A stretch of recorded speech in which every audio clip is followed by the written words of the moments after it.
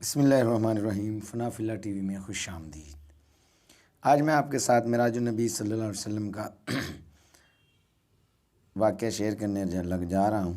احادیث، خلاصہ احادیث معراج النبی صلی اللہ علیہ وسلم، تو آپ کو یقیناً پسند آئے گا۔ ایک رات نبی کریم رؤوف الرحیم صلی اللہ علیہ وسلم کعبہ میں آرام فرما رہے تھے کہ حضرت جبرائیل علیہ السلام تشریف لائے۔ بعض سیرت نگاروں کے مطابق آپ صلی اللہ علیہ وسلم اپنے چچا زاد بہن حضرت ام ہانی رضی اللہ تعالیٰ عنہ کے مکان میں آرام فرما رہے تھے۔ حضرت جبرائیل علیہ السلام نے آپ صلی اللہ علیہ وسلم کو بیدار کیا اور آپ صلی اللہ علیہ وسلم کا سینہ مبارک چاک کیا اور قلب اطہر میں ایمان و حکمت سے بھرا ہوا تشت انڈیل دیا۔ پھر سینہ مبارک کو درست کیا گیا۔ پھر آپ صلی اللہ علیہ وسلم کو بہشتی لباس پہنایا گیا اور سواری کے لیے ایک جانور لایا گیا جو براق کے نام سے موسوم ہے۔ براق دراصل ایک گھوڑے اور کھچر کے درمیان سواری ہے جس کا سر انسانی شکل کا تھا۔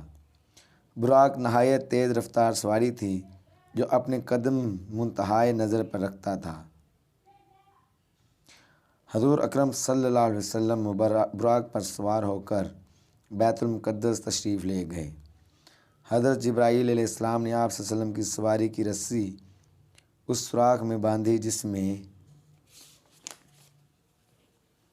آپ صلی اللہ علیہ وسلم سے پہلے انبیاء کرام اپنی سواریاں باندھا کرتے تھے۔ پھر حضور اکرم صلی اللہ علیہ وسلم مسجد اقصی میں داخل ہوئے جہاں تمام انبیاء رسول علیہ السلام پہلے ہی آپ صلی اللہ علیہ وسلم کے منتظر تھے۔ آپ صلی اللہ علیہ وسلم نے وہاں دوگانہ ادا فرمائی اور تمام انبیاء کرام کی امامت فرمائی۔ اس طرح آپ صلی اللہ علیہ وسلم کو امام الانبیاء بننے کا شرف حاصل ہوا۔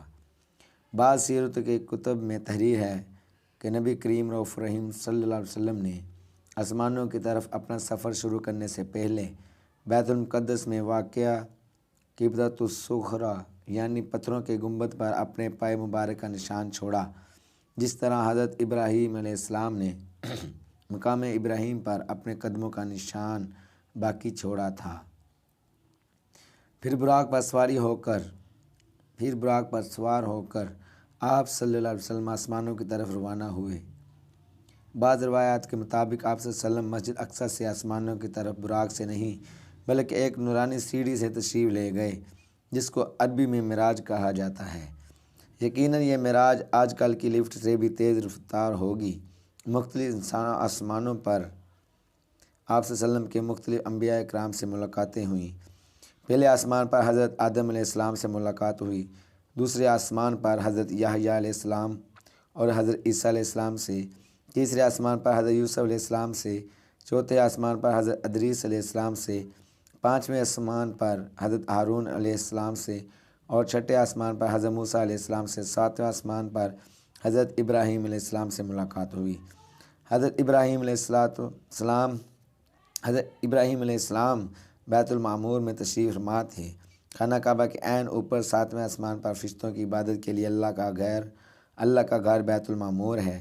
بیت المعمور کے ارد گرد فرشتے ہر وقت طواف کرتے رہتے ہیں۔ جس طرح زمین والوں کا قبلہ بیت اللہ ہے، اس طرح آسمان والوں کا قبلہ بیت المعمور ہے۔ آسمانوں پر ان انبیاء کرام سے ملاقات کے بعد آپ صلی اللہ علیہ وسلم کو جنت کی سیر کرائی گئی، نیز دوزخ کا منظر دکھایا گیا۔ آپ صلی اللہ علیہ وسلم جبرائیل علیہ السلام کے ساتھ سدرۃ المنتہا پہنچے۔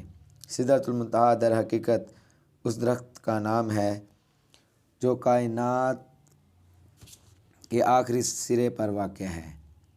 یہ مقام خالق کائنات اور اس کے پیدا کردہ عالم کے درمیان حد فاصل ہے۔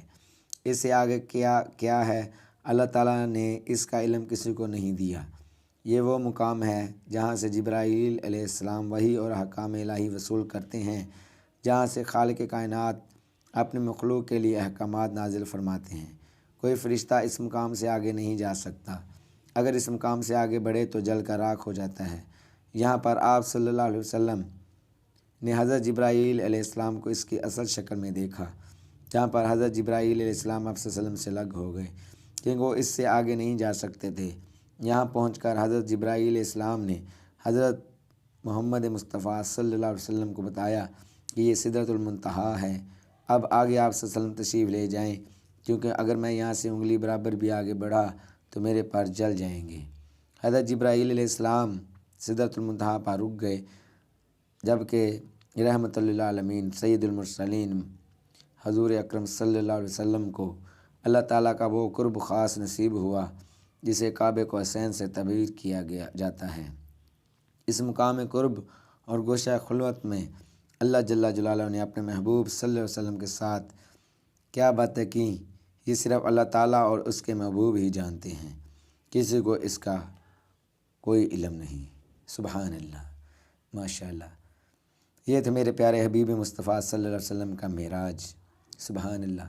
آج معراج النبی ہے، آپ سب سے التماس ہے کہ میرے بارے میں بھی دعا کریں، ہمارے اس ملک کے بارے میں بھی دعائیں فرمائیں، کیونکہ جو ملک ہمارا جس حالت میں کھڑا ہے اس وقت، ہمیں دعاؤں کی بہت ضرورت ہے۔ اور اس چینل کو بھی سبسکرائب کر دیں، کیونکہ مجھے آپ کی سپورٹ، آپ کی محبتوں کی بہت ضرورت ہے۔ ملتے ہیں نیکسٹ ویڈیو میں، تب تک کے لیے اللہ حافظ۔